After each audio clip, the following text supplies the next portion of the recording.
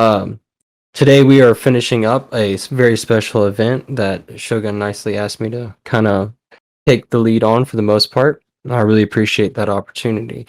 And we are finishing it up on the new year, and it's kind of a great correspondence, I'd have to say, being that this will signify an initiation. Now, we kind of dished through a lot of this, and at a very fast pace that normally would not have gone as fast as it has. But the idea here is that we're trying to get as much of the important information out there so that somebody that does want to go through the path of self-initiation or find an order, so on, they can do so with enough information to do so with confidence. So, with that being said, again, thank y'all for joining me tonight.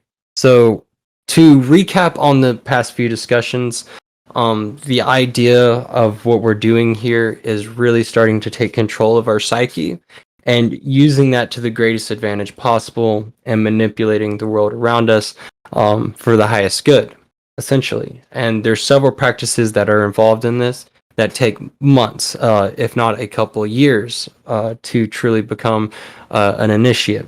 So the average is about a year and a few months. So the first few practices that we did were the thought reformation, visualization, and meditations. These are as separate practices focused on very specific catalysts that we use in the practice. From there, you would have done this and taken notes for at least a few weeks, right? And from there, we would learn the lunar breaths, the fourfold breathing exercises, which are also teaching controlling the body while meditating. And also the visualizations that take play are teaching us how to get more in harmony with the cycles that exist around us, and as well the elements and just the natural elemental forces that exist around us, and trying to embody them. Because, like, on an average basis, most people, when they're doing meditative practices, they're really either clearing their mind or trying to ascend and bring in divine light. But in, like, the breathing exercises, the solar, lunar, and seasonal fourfold breathing exercises, what you're doing is you're literally visualizing and bringing in these elements.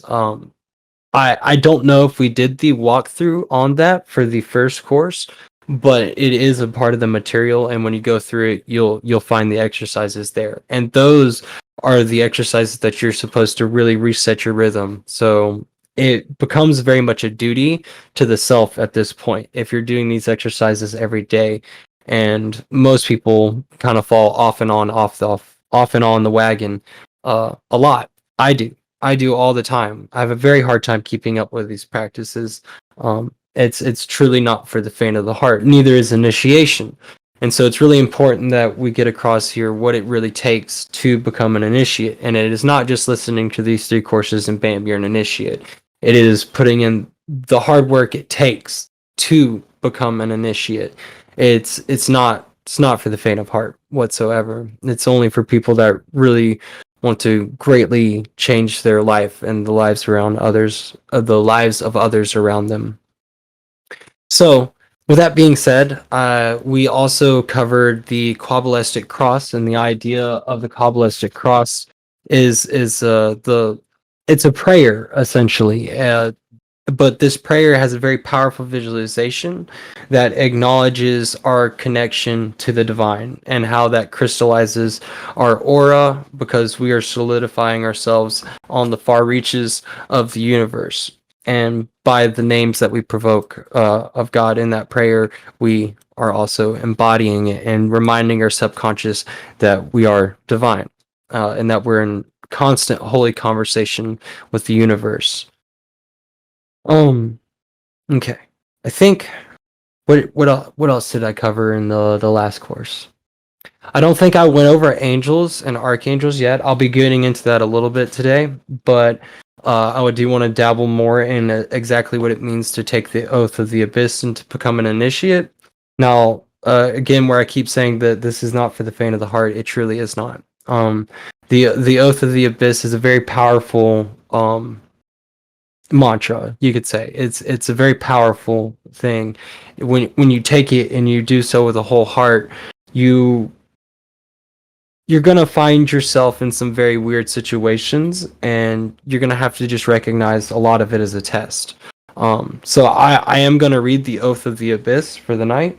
I do not recommend anyone take this oath until they've put in the hard work first. Again, by this point, you would have had about a year to have done these practices, and there's a lot of importance in mastering and tempering the self and the psyche before taking the oath and getting deeper into these rituals. Um, I don't want to say the word dangerous because I don't necessarily think that it is like of the utmost danger, and it's a danger and people should avoid it and not touch it whatsoever. Like you're going to get cursed or something ridiculous like that. It's just if you don't want to overwhelm your psyche. You don't want to overwhelm yourself. And there's these practices that you do that essentially put on armor for your psyche and your spiritual health. And it's really important that you master putting on that armor. And that's what the Quabalistic Cross, the LBRP, which I'll be walking through today with y'all. And and I'm going to talk about the angels before we get into the LBRP, just so you can get the idea of how these entities work in this ritual. Which really, Archangels and Angels should be like a whole discussion in itself, which is okay. We don't have to. We'll get down that path another day. And if you do the research on your own, you will be pleasantly surprised at the difference between the kind of sentience we're talking about in this practice versus most religious systems. So, let me grab the Oath of the Abyss. We'll walk through that, explain it, and then we will talk about angels before I show you the LBRP. So this is the Oath of the Abyss. It was for the Golden Dawn, and most orders still to this day use this oath for an initiate. It encapsulates a lot of things, and I'll try and go over them to the best of my ability after reciting it. So I'm going to use my real name for this. I, Thomas, a member of the body of God, hereby bind myself on behalf of the whole universe, even as we are now physically bound onto the cross of suffering, that I will lead a pure life as a devoted servant of the order, that I will understand all things, that I will love all things, that I will perform all things and endure all things, that I will continue in the knowledge and conversation of my holy guardian angel, that I will work without attachment, that I will work in truth, that I will rely only upon myself, that I will interpret every phenomena as a particular dealing of God with my soul, and if I fail herein, may my pyramid be profaned and the eye closed to me. So there's several things within this poem, but the oath, forgive me, not necessarily a poem, but the key parts here is that you'll hear the term crossing the abyss a lot throughout ceremonial magic, and what that entails is quite similar to what Eastern traditions do in meditation, and that's to clear the mind and essentially fade into black. And it's you could call it an ego death, but it's not like as painful as an ego death. You just let go of everything, and your mind, your body, it all fades away. And it's a very powerful experience. And very, very, very few magicians or masters actually reach this point in the journey. You're probably more likely to encounter this through trauma, to be just brutally honest. To go through this journey and to try and cross the abyss and ascend the Tree of Life, which we'll also get into the Tree of Life more later. And all these exercises build up and explain the tree without you even realizing it until you become a neophyte, essentially. But I lost my train of thought. Forgive me one moment. And so like the abyss, essentially, right? So this is what we are trying to embody and letting go of our attachments and working with the highest will once you get to the other side. So this isn't the final goal in the journey, right? So this is just like a very high marking in your journey. Like this is a really good sign in your works that if you've crossed the abyss and you've faded into everything and nothing essentially and held that space for a time, you'll find yourself with tremendous control over your psyche, your emotions, and everything that entails the journey of anyone that's trying to be a practitioner. So it's a beautiful sign. Other than that, when you're like at the end of it, it says that I will interpret every phenomena as a particular dealing of God with my soul.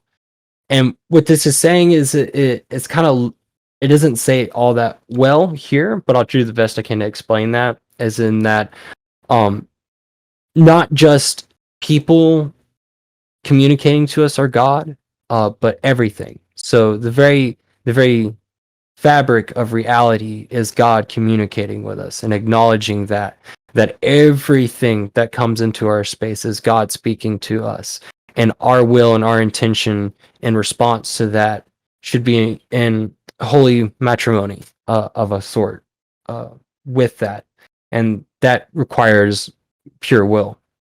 It requires a lot of goodwill, a lot of love, and a lot of care. Okay, so that, I think that capitalizes pretty much on the Oath of the Abyss at this point, so we can move on here. Let me just backtrack to my notes for 1 second. Please forgive me. Okay.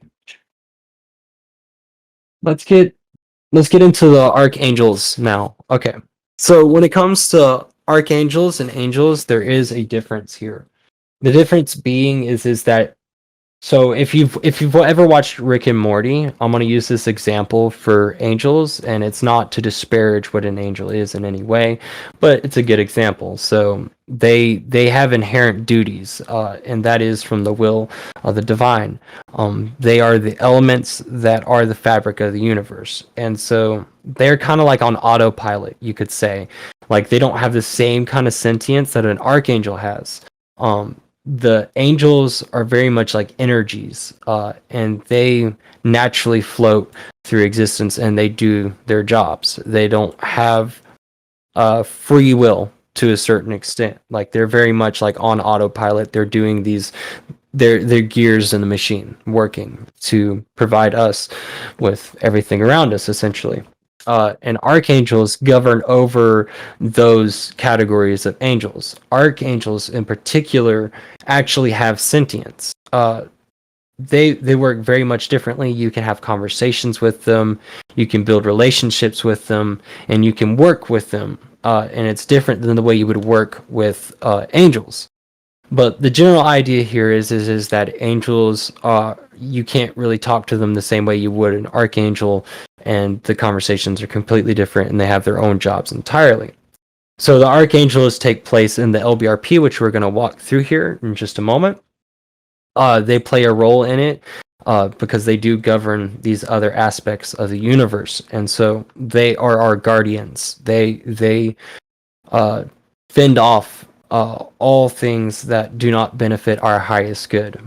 And so that's why they are on the four corners, which you'll see here in the ritual, which, again, a reminder that the works that we are using throughout this course is the works of Damien Eccles. I've supplied the PDFs in the Magic Channel. If you don't have the role for the Magic Channel, just contact a staff member and ask them for access to the archives. And you can find the Magic Channel there, and that's where I'll be posting all the resources. As well, when I have time, I will post them in this podcast text channel as well. But these will be the works we're following, and I highly recommend you pick up these two books and support that author. I think that they've done a wonderful job with this. And I also just want to give them a shout out because I wouldn't be able to show y'all what this is without them. So I have to give appreciation where it is. Quick question. Which one would you think we should start with first? You definitely should start with high magic. Archangels and Angels comes after for pretty good reasons because you're going to be learning about fundamentals that build up to other things later. And if you read the other one without reading this one, you're gonna have a harder time learning correspondences in a natural way. You're gonna be struggling to find all these correspondences that if you read the first book, it kind of guides you through it and you slowly memorize all these things and correspondences, that it's much easier going into the next piece of work that you're like, oh, I remember this and like what's all associated with this archetype and so on. So I do recommend the first text, that is High Magic, A Guide to Spiritual Practices That Saved My Life on Death Row. The next book is Archangels and Angels, which if I do have the chance, we will use that work as well for teaching the course on becoming a neophyte, if I have the privilege to do that as well. Okay, does that answer that? I'll just make sure. Actually, real quick, yeah, while we have a minute before we start the LBRP, does anyone have a question that would they like me to clarify something before I get into reading this? Because I'm going to be reading a few pages here, and I just ask that everyone bears with me because this content is the best I had to read it aloud and get the whole image across as best I could. So, does anyone have a question before we move on? Okay. All right. Let's see here.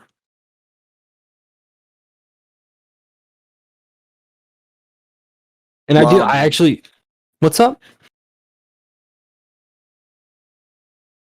Okay.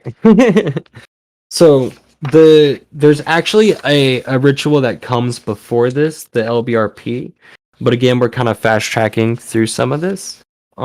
I do recommend that you would go through and kind of look at the middle pillar ritual. It's pretty important.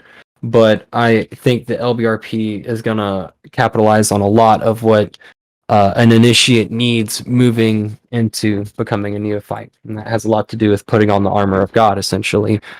But so bear with me, guys. I'm going to read a little bit here for y'all because I really appreciate these pages and how well it really highlights everything you need to know.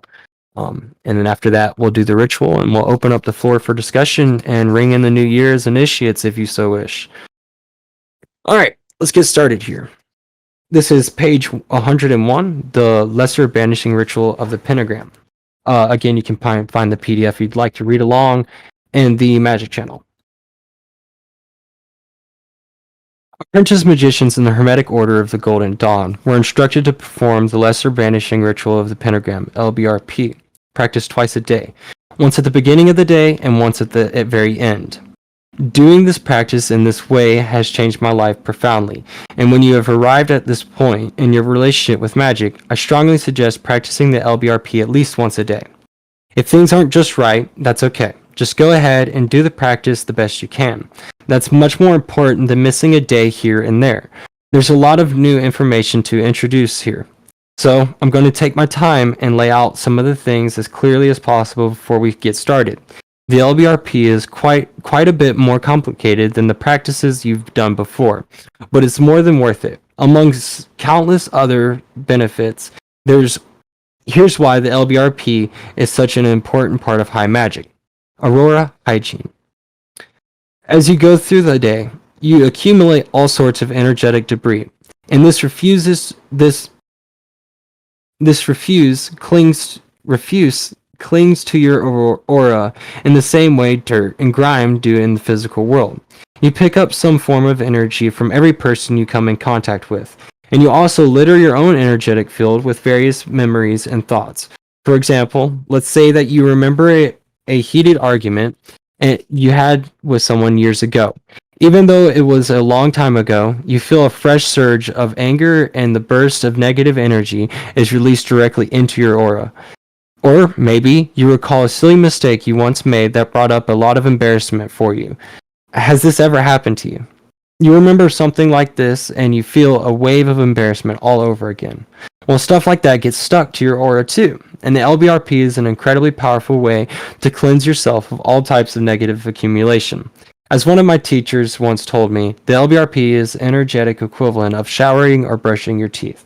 If we don't do these activities regularly, we build up all kinds of unwanted and smelly gunk. Energetic protection.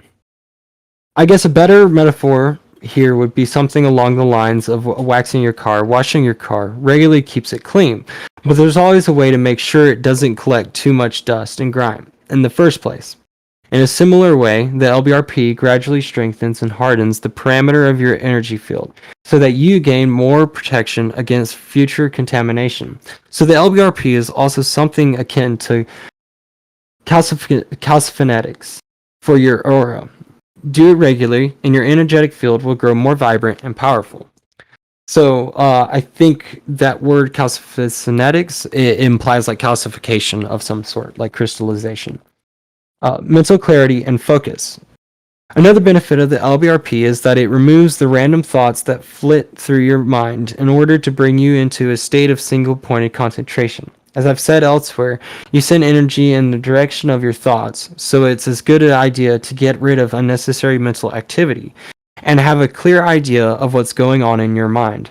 When you're in the middle of a ritual, to magnetize as much energy as possible in order to manifest a particular desire in the physical realm. The last thing you need are stray thoughts bouncing around and confusing the picture. The LBRP helps keep your mind as focused as possible. Environmental purification. In addition to your aura, the LBRP also cleans and purifies the environment you find yourself in.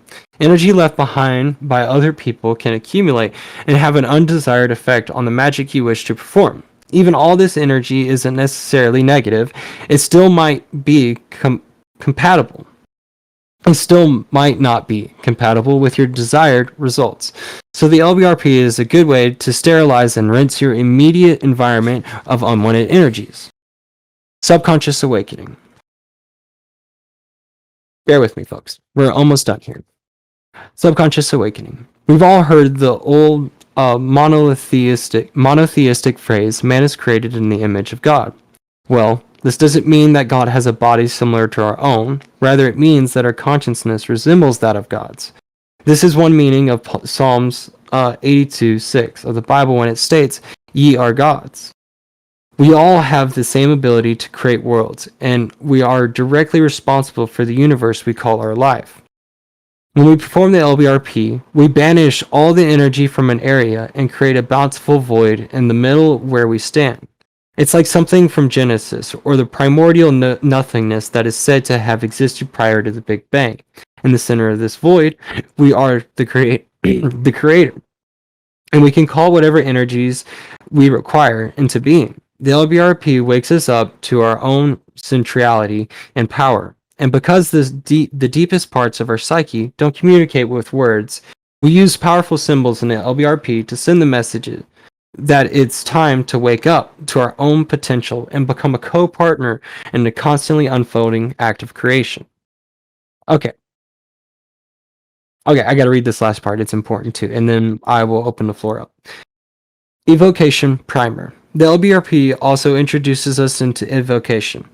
There's a section of the ritual where we call in archangels or other powerful forces to stand guard over the space in which we perform our magic. In the beginning, we might just imagine these beings as some form of visually interesting pictures, somewhat sparkly, but two-dimensional creatures of some sort. After a while, however, these forces actually gather and respond as we request, and it doesn't take too many times of performing the LBRP to feel something actually happening. When I started out, it took about 3 weeks of doing the LBRP every day until I felt that something had responded to my call, and I could feel these forces long before I was able to see them.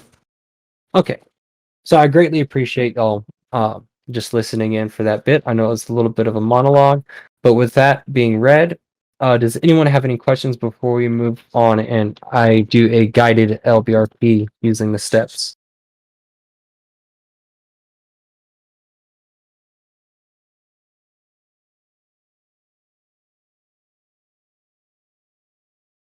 Okay, appreciate y'all being here.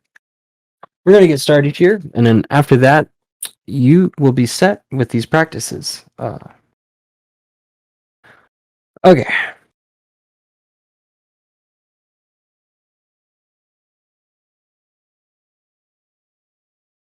All right, let me get started here. Preparing the space and performing the Kabbalistic cross. Enter the space in which you've chosen to perform this ritual. Close your eyes to make it easier for you to visualize, but only if you're in a space that you're familiar with, because you'll be moving around during the LBRP. It's important that you don't stumble over something in the dark and break your connection. You can always keep your eyes open as well. Some people can even visualize better that way. 2. Always begin the LBRP by doing the Kabbalistic cross. We did that the last lesson, so the practice will ground and center you, as well as prepare you for what comes next. Specifically, the Kabbalistic cross will clear your energy centers and inform the deeper parts of your psyche that you're about to practice powerful magic. Hopefully, by this point, you're well versed in one of the versions of the Kabbalistic cross I presented before. I'm including a short, traditional form of version 1 here, just in case you need a little prompting. Close your eyes and see yourself standing at the center of the universe. All around you, in every direction, as far as you can see, are stars. Direct your attention up to the very top of the universe, where you see a brilliant, blinding white light. This light is the source of all creation. Inhale, and see a shaft of light descend from the source, all the way down through the universe, until it reaches the top of your head. With the first 2 fingers of your right hand, reach up and touch your forehead. Vibrate. Lower your right hand and touch your 2 fingers to the center of your chest as the shaft of light continues down through your body, all the way down until it reaches the very bottom of infinity, anchoring you there, rooting you in a place, holding your consciousness steady. Vibrate. Ku. Move your hand to your right shoulder and see the shaft of light extend out in that direction and exit your body. The light ties you to that side of the universe as you vibrate. Ve, ge, bu, ra. Now place your 2 fingers on your left shoulder as the light moves through your body and out to the far reaches of the cosmos in that direction. Again, the light anchors you there, such that now you have a cross of light that holds you in place. Your consciousness is now rock solid. No matter what you encounter, now vibrate. Ve, ge, du, la. Cross your hands over your chest and continue visualizing the cross of brilliant light traveling through your body. You are the center of all creation. You inhale. The cross grows as you inhale. The cross grows brighter and more powerful. Hold and vibrate. Le, o, la, amen. Stage 2. Creating the pentagrams. Now it's time to generate the pentagrams. 4 in total, in each of the cardinal directions. You want to be facing east throughout this. Facing east first, correction. Begin by letting your arms rest at your sides and stepping toward the eastern side of the space you've chosen for this ritual. Facing east, inhale and visualize that all of the energy in the universe passes through your body and moves down into Earth itself. The entire planet fills with white light, and hold to the count of 4. 3. Extend your right hand toward the east in the sword mudra, per the instructions from earlier. You'll have to backtrack for that, but we'll also post pictures for this. I'm going to continue. Trace a flaming blue pentagram in the air before you. That is known as a banishing pentagram. You aren't drawing it with your own energy, but with the energy you brought in from the universe. It rushes back up from the earth, up through your body, and out your hand, and into the pentagram. Once you finish the symbol, inhale again, just as before. Draw in all of the chi of the universe and move it into earth below you. It fills earth and then comes back into your body and out your hand. Thrust your extended fingers through the center of the pentagram. The pentagram lights up and blazes an incredibly blue flame, similar to the color of a pilot light, but infinitely brighter. Now you'll vibrate the first mantra. Instead of vibrating inside your body, as you did in the middle pillar exercise, As you vocalize the mantra, visualize the pentagram vibrating and glowing as strongly as you can make it do so. The mantras associated with each pentagram are different Hebrew names from the divine. For the divine, correction. The mantra for the first pentagram is Yahweh. Yehovah. Yehovah. Yehovah. It's Yehovah. I'm sorry. Forgive me. Yehovah. Know that the power of the mantra infuses the pentagram in front of you. Now is a thought form in the shape of a star that's charged with divine energy. Nothing, no outside energy of any sort can pass through the barrier. Now you are shielded and protected in the east. Stomp your foot lightly. This is to seal the energy in the pentagram and make sure it does its job. Inhale again, and watch as energy from all parts of the universe comes rushing into your body, out through your feet, and down into the center of the earth. The entire planet fills with white light. Now all of that energy shoots back up into your body and into your hand. Still using the sword mudra, draw a line of white light that begins in the center of the eastern pentagram and moves in a circle to your right until it reaches the southern side of your sacred space. Now you are facing south. Inhale as you did before, pulling in energy and filling the earth with white light. Hold to the count of 4. Now trace another banishing pentagram made out of the blue flame in the south. Take another in breath, bringing in chi from all corners of the universe, moving it down through your body and filling the earth with that light again. Then the energy rushes back into your body, into your hand, and you place your fingers into the center of the new pentagram. Watch as the southern pentagram grows incredibly bright with blue flames.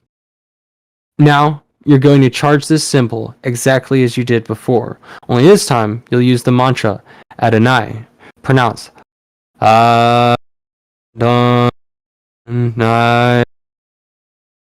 This is another Hebrew word that means Lord. Watch as the pentagram vibrates, and know that you have infused it with incredible energy. Stomp your foot again to seal the energy. Inhale and envision the light coming into you and filling the earth. Hold as you did before. Now, as the energy rushes back into your body, use the extended fingers of the sword mudra to draw a line of the white light from the center of the southern pentagram around to the western side of your sacred space. Facing west, inhale and fill the earth with the energy from the universe that passes through your body. Hold to the count of 4. Now, trace another banishing pentagram made of blue light flame in the west. You now have 3 pentagrams connected with a line of binding white light. As you breathe in again, bring energy back into the earth and see the entire planet fill up with white light. Once more, the energy folds back into your body and into your hand as you place your fingers into the middle of the flaming blue pentagram. Again, the pentagram grows incredibly bright.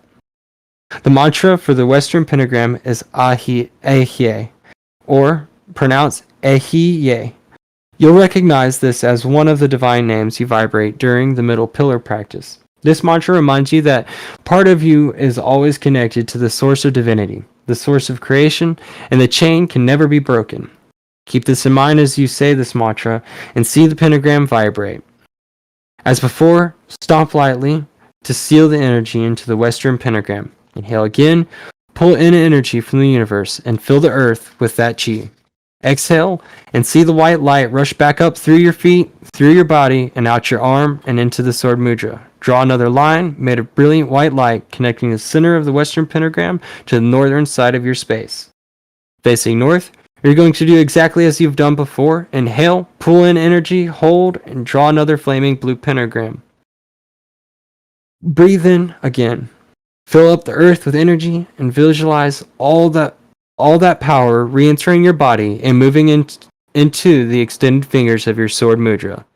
Place those fingers into the center of this final pentagram and watch as it blazes an incredibly bright blue. Now vibrate the northern pentagram with mantra Agela.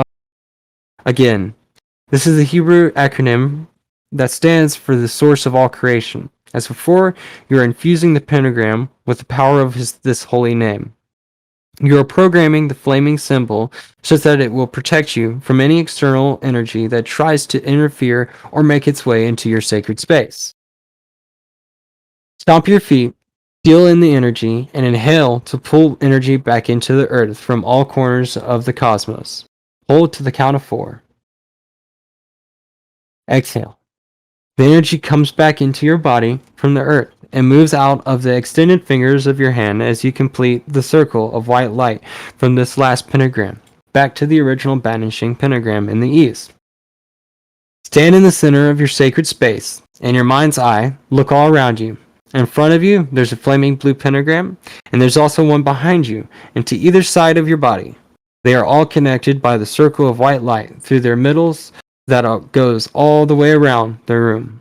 Try to visualize all of this that you've created at the same time.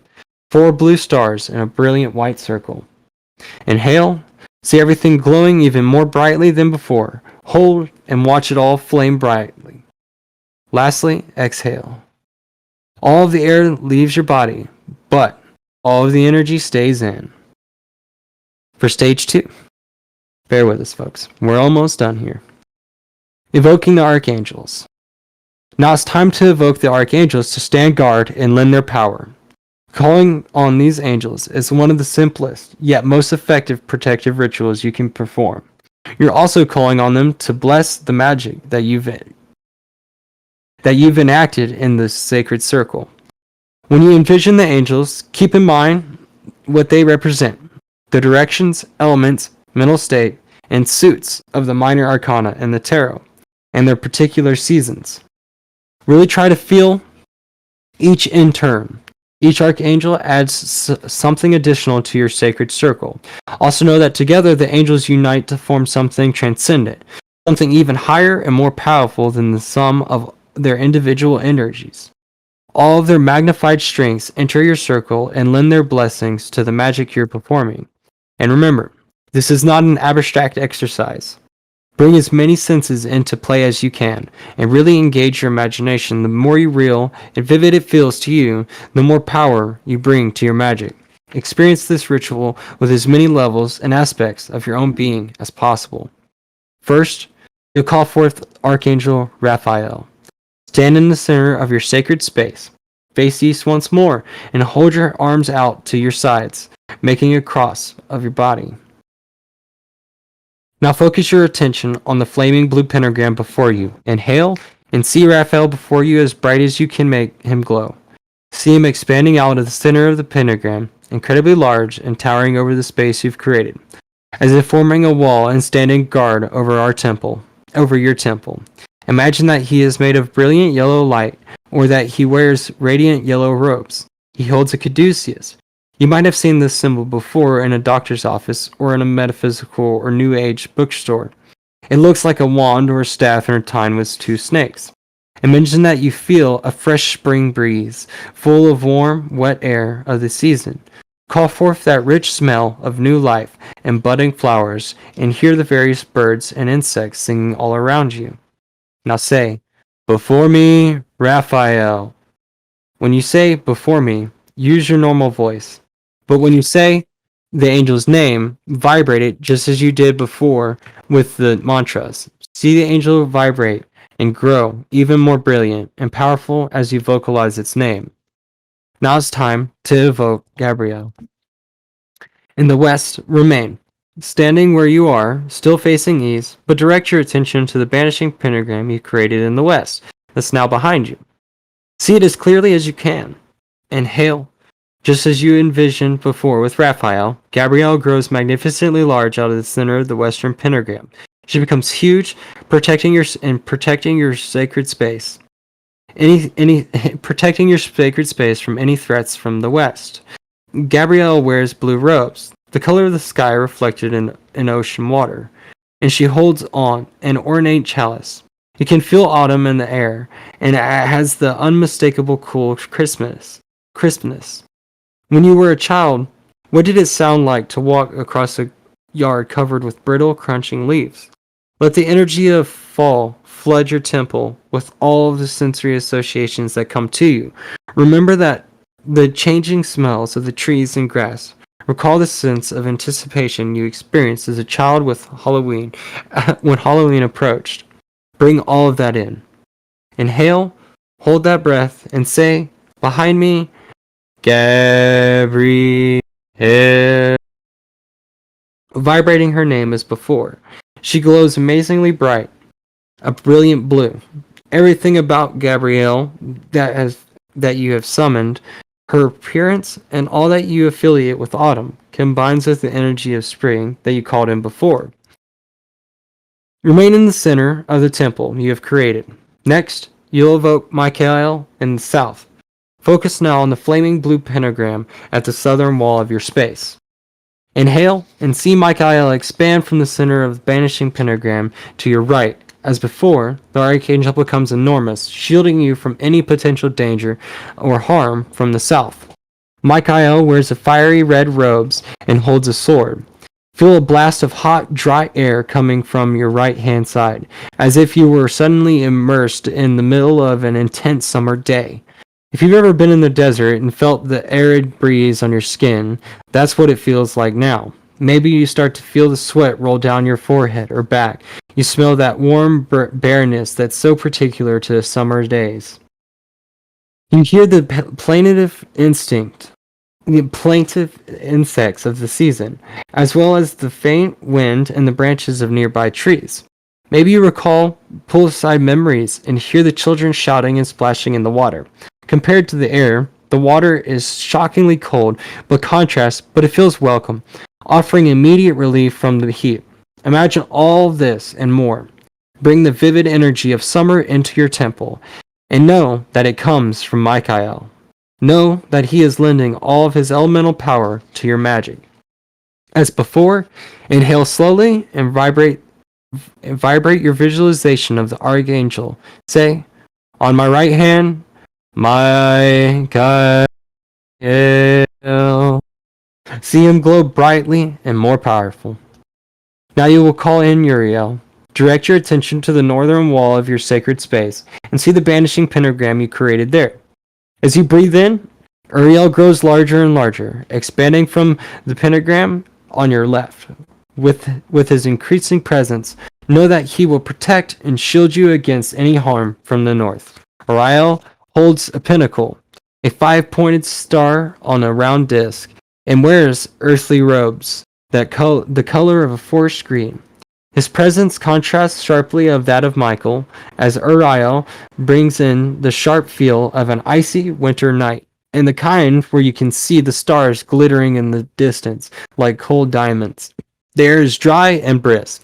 It holds you to your body like another layer of frigid skin.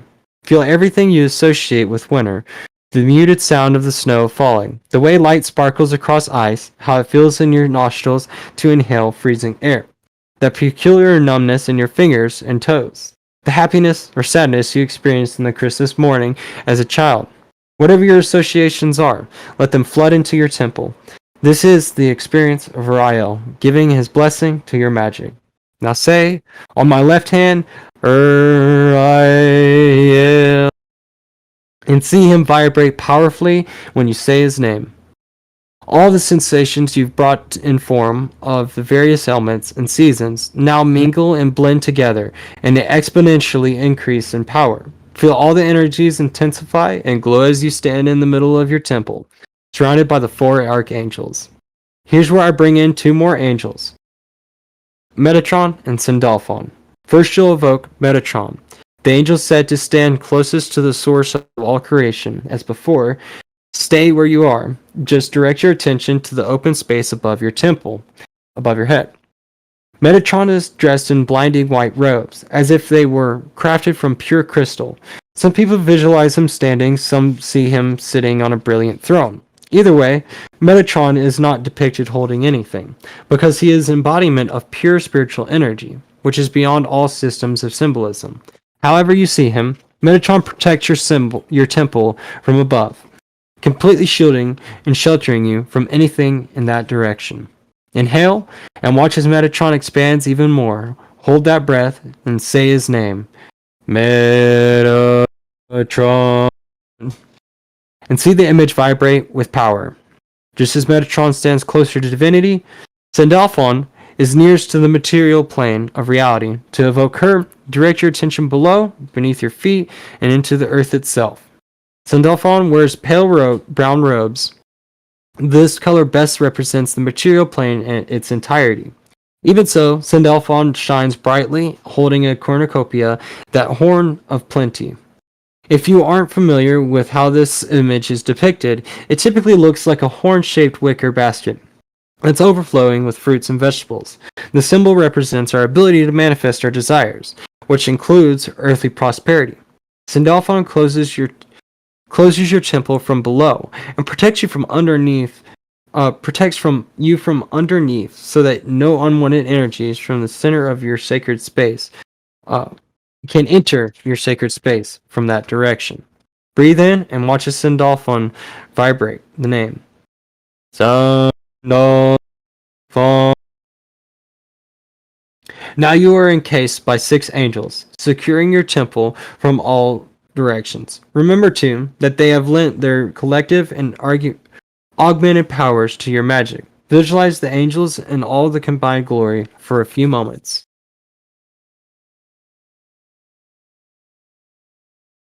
Okay.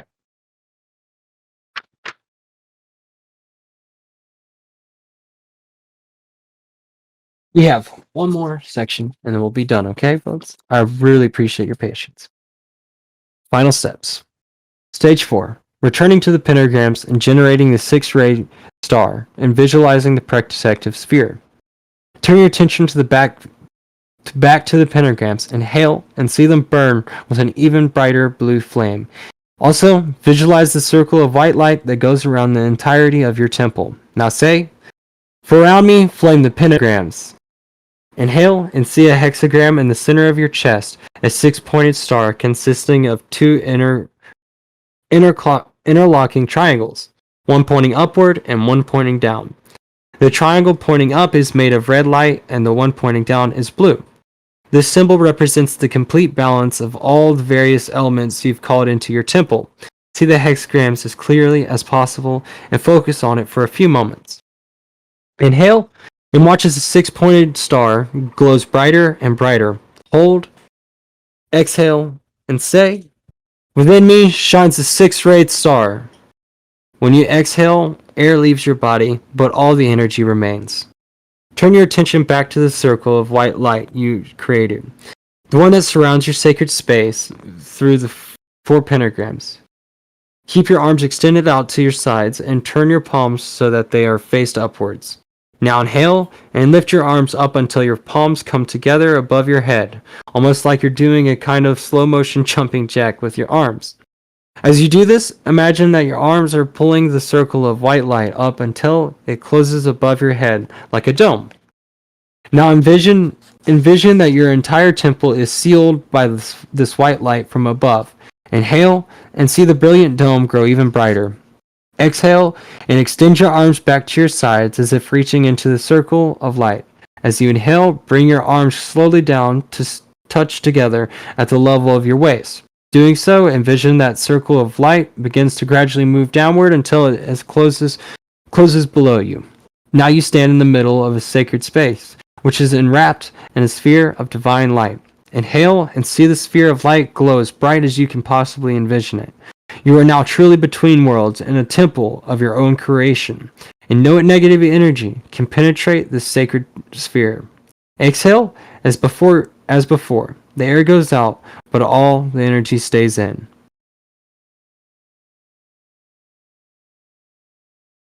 Okay, so, and after you would do this, you would do the Quabalistic Cross once again to close the ceremony. In the other variation, the LIRP, you would do a banishing ritual afterwards. But that doesn't apply here because this is a banishing ritual all in itself. So all you have to do is the Quabalistic Cross to finish the ceremony.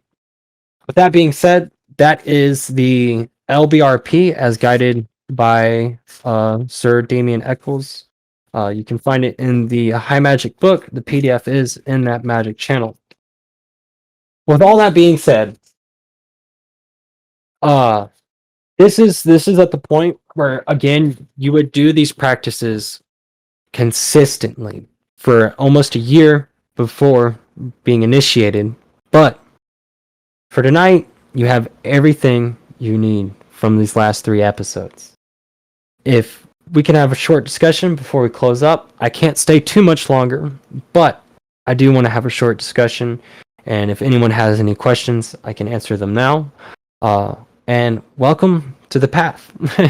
If you wish to delve more, you have the essentials that you need to explore more on your own. So I deeply appreciate everyone's patience, participation, so on, so forth. Thank you. I love you.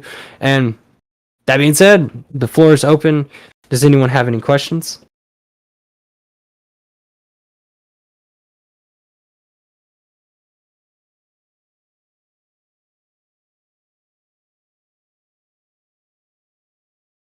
I don't have a question, but I do want to say that was pretty awesome. The Thank ritual. you. Thank you. I appreciate you. What was your question? Oh, I didn't have a question. You know, honestly, Okay. I just, you know, I had a pretty good experience with the whole thing, the whole ritual. Thank you. And likewise, I don't have a question, but I just want to thank Drew so much for running this amazing series of 3 seminars on magic. I hope you guys have gone back and listened to the first 2 and all 3 of them in sequence. But great job, Drew. Really appreciate it. Awesome episode to end 2021. And hopefully Yes. you and I can do at least one more trilogy of episodes in 2022. Absolutely. I definitely want to do a stage of the Neo fight. It'll be an excellent journey. I'm going to need help with that one, though. I'll be humble. But nonetheless, I apologize that I wasn't able to participate in the last 2 episodes like I intended. I was just having New Year's dinner with my family. And as you guys know, I'm here on the server most of the time. So on the rare occasion, I see my family, you know. But you're perfectly okay. Great job. Yeah, thank you so much. No worries, man. I just greatly appreciate the opportunity. I wasn't implying that you haven't helped. You've done it. You've been a great supporter throughout this. I wouldn't have had the courage to do it without you. Sorry, I did intend to be more involved in the last 2, but it means a lot to me when people run the things without me. So again, just great job. It's great content. I hope you guys have heard all the episodes. They're on the announcements channel as well as RT podcast. Yeah, thank you so much. Yeah, this real quick. Yeah, this is a beautiful part in the journey because this is like I think it really was. It was a perfect day to round up this part of the lessons as on a day of a new year because the path of a magician and becoming an initiate is about rebirth.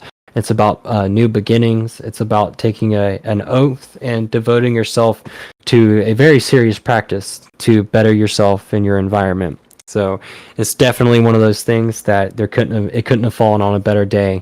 It's quite the correspondence that we wrap up this lesson on this day.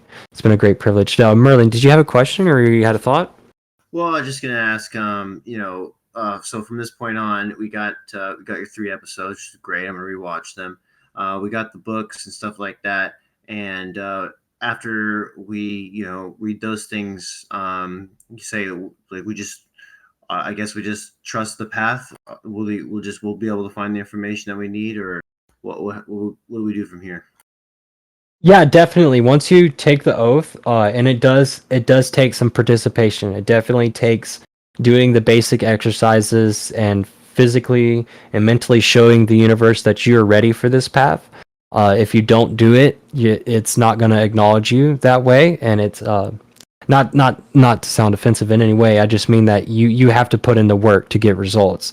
And so until you have to get the universe's attention, so to speak, to some degree, and by being dedicated to the path of becoming an initiate, yeah, definitely once you become initiated and you're showing that effort, there will be many things that come into your path that you would have never have seen before. This includes new relationships, friendships, opportunities you never would have seen come 100 miles away from. So it's definitely something that if you put in the work, you definitely will benefit rewards in time, and it will blow your mind. A lot of deja vu starts to happen. I'll put it that way. Yeah, and also I just want to point out this isn't the end of the series. This is only the end of the first series of 3.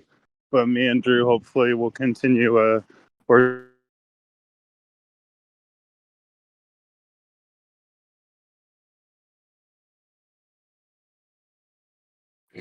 Yeah, I believe he cut out there, but I think I got what he was saying. Yeah, that was definitely. Well, this is definitely just the first segment. This is just the door to the path, so to speak. We'll be going over much more in the future in much greater detail. This is just the essential tool set to any beginner's journey. But yeah, there'll definitely be more to come.